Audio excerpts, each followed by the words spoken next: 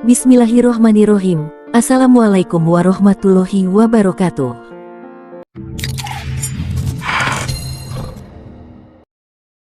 Semoga Allah selalu merahmati kita semua. Amin. Nabi Zulkifli alaihi salam merupakan salah satu nabi yang diutus oleh Allah ke muka bumi. Secara silsilah, Nabi Zulkifli alaihi salam adalah keturunan dari Nabi Ayub alaihi salam. Beliau mewarisi sifat ayahnya yang dikenal sabar, soleh, adil, bijaksana, dan penuh kesederhanaan dalam hidupnya. Walaupun namanya kurang begitu mentereng seperti Nabi Ibrahim, Nabi Musa, Nabi Isa, Daud, ataupun Nabi Muhammad Shallallahu Alaihi Wasallam. Dan kisah-kisahnya juga kurang begitu viral, tak seperti nabi-nabi yang lain. Akan tetapi, Nabi Zulkifli tetap disebutkan di dalam Al-Quran. Berbicara soal Nabi Zulkifli, jelas akan selalu menjadi pembahasan yang menarik. Pasalnya, meskipun diakui sebagai nabi, namun ada juga sebagian kalangan yang percaya kalau beliau adalah Buddha. Benarkah Nabi Zulkifli adalah Buddha? Simak video ini hingga akhir agar tidak salah dalam pemahaman. Banyak nabi yang diutus ke muka bumi oleh Allah Subhanahu wa Ta'ala. Nama Nabi Zulkifli mungkin tak begitu populer ketimbang nabi-nabi yang lain. Meskipun yang termasuk salah satu di antara 25 nabi yang wajib kita ketahui. Hal ini bisa dikatakan wajar, sebab kisah mengenai Nabi Zulkifli tidak banyak diceritakan dan di dalam Al-Quran pun hanya sedikit kisah tentang beliau. Hanya nama dan sifatnya saja yang disebut. Itu pun hanya 2 kali, yaitu pada surah Al-Anbiya dan surah Shad. Dan ingatlah kisah Ismail, Idris dan Zulkifli. Mereka semua termasuk orang-orang yang sabar. Dan kami masukkan mereka ke dalam rahmat kami. Sungguh, mereka termasuk orang-orang yang soleh. Al-Quran Surah Al-Anbiya ayat 85 hingga 86, dan ingatlah Ismail, Ilyasa dan Zulkifli. Semuanya termasuk orang-orang yang paling baik. Al-Quran Surah Shad ayat 48. Yang menarik dari ayat ini, Allah menggambarkan Nabi Zulkifli sebagai orang sabar, saleh, dan paling baik. Pernyataan Allah ini jelas bukan tanpa alasan. Sebabnya, Nabi Zulkifli sendiri memang pernah diuji oleh Allah Subhanahu wa Ta'ala. Sebagaimana yang dicatat dalam lembar sejarah, Nabi Zulkifli pernah diuji dengan kekuasaan, dan merasakan bagaimana beratnya menjadi seorang raja sekaligus mengemban tugas sebagai Nabi Allah. Saat menjadi raja, Nabi Zulkifli memang dikenal sebagai pemimpin yang jujur, adil, amanah, dan bijaksana. Beliau lebih mementingkan kehidupan rakyatnya, ketimbang diri dan keluarganya sendiri. Beliau pun tak pernah lalai dalam menjalankan tugas dan tanggung jawab kepemimpinannya, dan selalu memastikan kebutuhan rakyatnya terpenuhi secara adil tanpa memandang golongan. Selain itu, beliau juga dikenal sebagai pemimpin yang teguh, selalu memenuhi janji dan sabar dalam menghadapi setiap masalah. Mengenai cerita kesabaran beliau, ada suatu kisah menarik yang patut dijadikan pembelajaran. Kisah tersebut menceritakan tentang iblis yang ingin membuat Nabi Zulkifli gagal dalam mengemban tugasnya sebagai raja. Dikisahkan, pada suatu hari iblis menyuruh setan untuk datang ke rumah Nabi Zulkifli.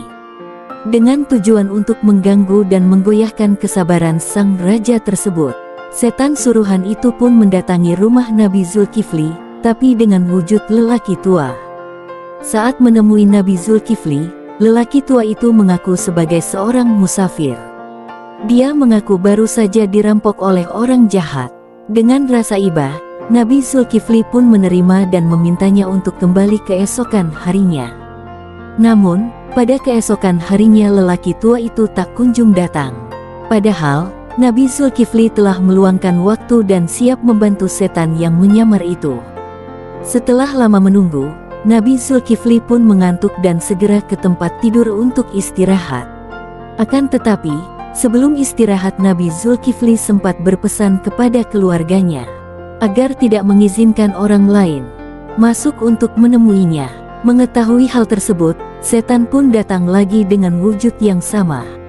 Awalnya dia berupaya masuk dengan meminta izin, namun permintaannya ditolak.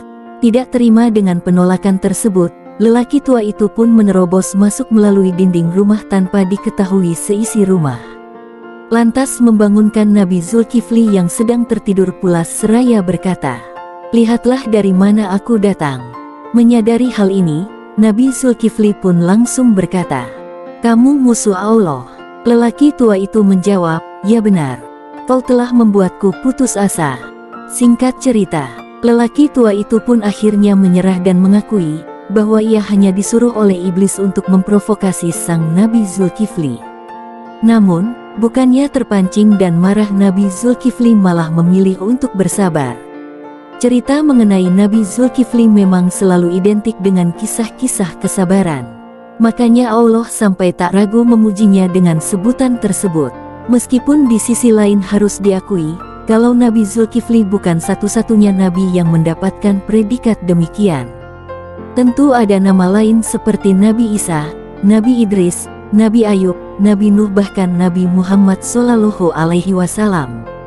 Di luar dari konteks ini, ada satu hal menarik bila membahas tentang Nabi Zulkifli, yaitu adanya dugaan yang menganggap bahwa Nabi Zulkifli bukanlah seorang nabi, melainkan hanya orang soleh dan penguasa adil yang dimuliakan.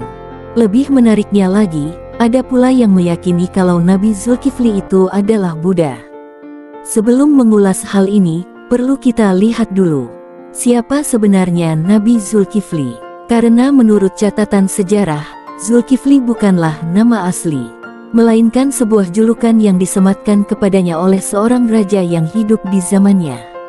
Awalnya, Nabi Zulkifli bernama Basar, namun diganti setelah ia berhasil menyelesaikan amanah raja untuk berpuasa di siang hari, salat di malam hari, dan sabar menahan amarah. Pada waktu itu, sang raja sedang mencari seseorang yang layak menggantikan dirinya untuk menjadi raja.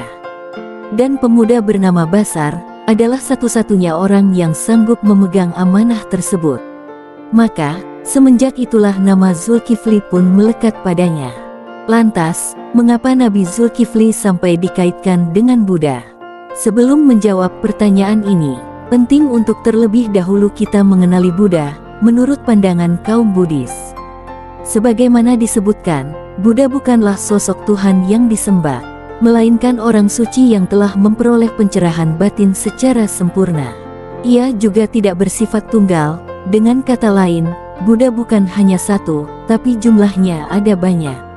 Secara peran, Buddha layaknya seorang nabi dalam agama Samawi, karena ia hadir untuk membimbing dan menuntun jalan kepada umat manusia. Setidaknya, kaum Buddhis mengakui ada 28 Buddha dalam keyakinan mereka. Salah satunya, yakni Siddhartha Gautama, yang lebih dikenal dengan sebutan Buddha Gautama. Siddhartha Gautama inilah yang kemudian diidentikan dengan Nabi Zulkifli oleh sebagian kalangan. Mereka menduga kalau nama Zulkifli tak lain adalah sebutan dari Kapilavastu, yaitu nama tempat di mana Buddha Gautama itu dilahirkan. Bersamaan ini, dikaitkan dengan keterangan yang tertulis di dalam Al-Quran sebagai berikut. Demi buah tin dan buah zaitun, demi gunung Sinai, dan demi negeri Mekah yang aman ini. Sungguh kami telah menciptakan manusia dalam bentuk yang sebaik-baiknya. Al-Quran Surah At-Tin ayat 1-4.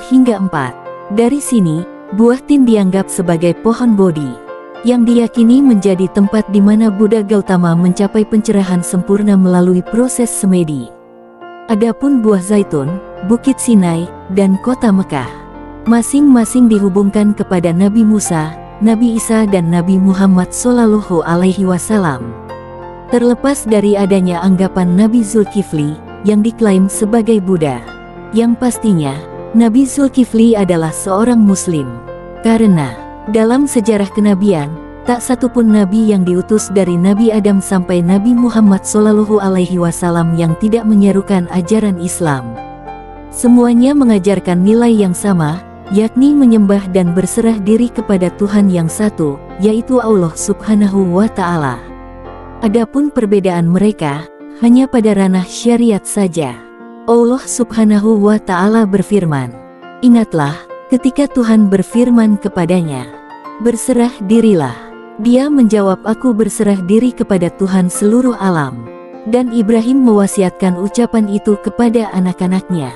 Demikian pula Yakub, wahai anak-anakku, sesungguhnya Allah telah memilih agama ini untukmu. Maka janganlah kamu mati, kecuali dalam keadaan muslim.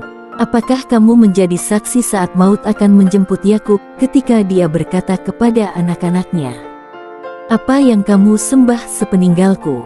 Mereka menjawab, kami akan menyembah Tuhanmu dan Tuhan nenek moyangmu, yaitu Ibrahim, Ismail, dan Ishak. Tuhan yang Maha Esa, dan kami hanya berserah diri kepadanya. Al-Quran Surah Al-Baqarah, ayat 131 hingga 133. Dalam hadits juga disebutkan, para nabi bagaikan saudara seayah, agama mereka satu, yaitu agama Islam. Dan ibu-ibu, syariat-syariat mereka berbeda-beda. Hadits riwayat Bukhari, Muslim, Ahmad, dan Ibnu Hibban. Adakah di antara kalian yang punya bukti lain kalau Nabi Zulkifli adalah Buddha? Semoga Allah senantiasa menjaga kita dari kesesatan. Wallahu a'lam bishshawab. Semoga pesan yang ada dalam video ini bermanfaat untuk kita semua. Amin. Sekian dan terima kasih. Wassalamualaikum warahmatullahi wabarakatuh.